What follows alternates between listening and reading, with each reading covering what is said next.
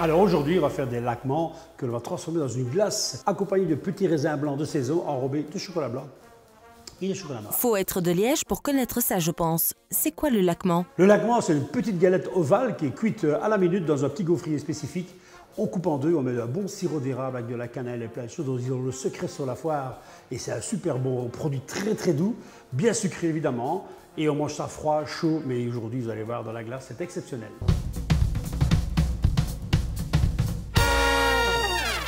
Alors, un beau laquement évidemment que l'on placera quelques minutes au congélateur pour qu'il soit facile à couper. Des œufs pour faire la crème anglaise, uniquement le jaune. On remplacera le sucre par du sirop d'érable, de la foire également qui sert à faire le laquement. Un peu de lait pour faire la crème anglaise. On mettra en garniture des pistaches et du gruau de cacao. Et alors on va enrober les petits raisins avec du chocolat blanc et du chocolat noir.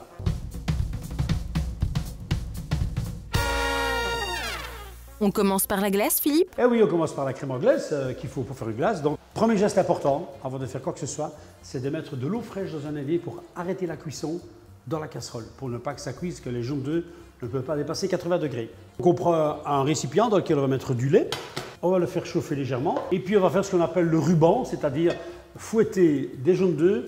En principe, c'est avec du sucre, mais comme on est sur des laquements, eh bien, j'ai acheté un petit pot de sirop de laquement. On va simplement mettre les jaunes d'œufs sur une balance, on va tarer à zéro et puis on va peser 70 g de sirop d'érable. Parfait. Et c'est là qu'intervient le ruban, donc il suffit de fouetter la masse pour en fait faire blanchir un peu les jaunes d'œufs. Voilà. Et je vais incorporer délicatement mon ruban dans le lait chaud. L'opération la plus délicate va commencer.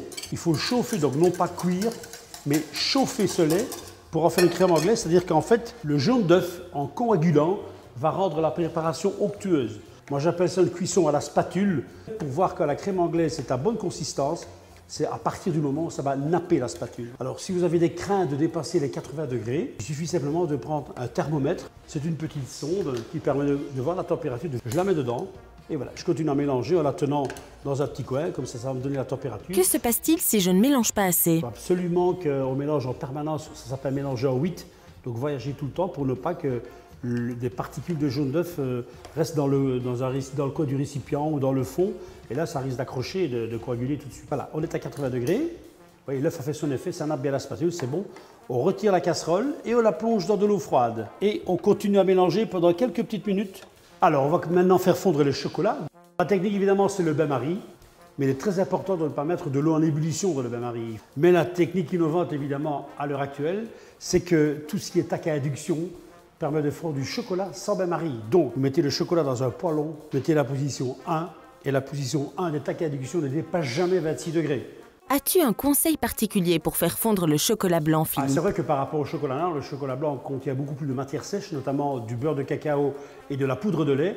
Et ben, le truc, c'est quoi? C'est ce que je viens de dire au bain-marie, mais surtout ne jamais mélanger dedans et ne pas dépasser les 26 degrés. Le petit raisin, il faut bien l'enrober de chocolat blanc. Et voilà. Maintenant, on le place au frigo pour que ça devienne bien croquant. Voilà, les laquements sont un peu durcis, c'est parfait. Là, c'est très facile de les couper et on les mettra quand la glace sera terminée, on les incorporera dedans. La crème anglaise c'est bien refroidie, simplement la mettre dans la sorbetière. Le froid, la turbine qui tourne, et c'est parti pour quelques minutes. As-tu une astuce si je n'ai pas de sorbetière en cuisine? Alors vous laissez dans la casserole, vous mettez cette casserole dans un congélateur, vous arrangez pour faire ça le week-end où vous êtes en congé, et toutes les demi-heures, vous venez donner un petit coup de spatule dans votre mélange, et après 8 heures, ce sera dur, mais il faut de la patience. Je sors la glace de la sorbetière. Et voilà, on incorpore la glace dans le laquement et directement on remet ça au congélateur le plus vite possible pour pas que ça dégèle évidemment. On va d'abord mettre les garnitures de finition. Donc ici c'est du gruau de cacao, des petits cubes de laquement, un petit peu de pistache fraîche concassée. Hop, un petit là. Et voici. C'est parti pour la dégustation. Bon appétit! Allons-y. Hein.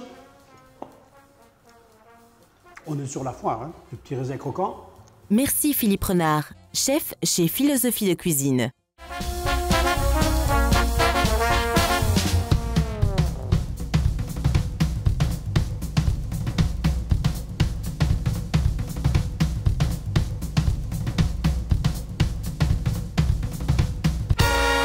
Découvrez d'autres recettes sur www.omiam.tv.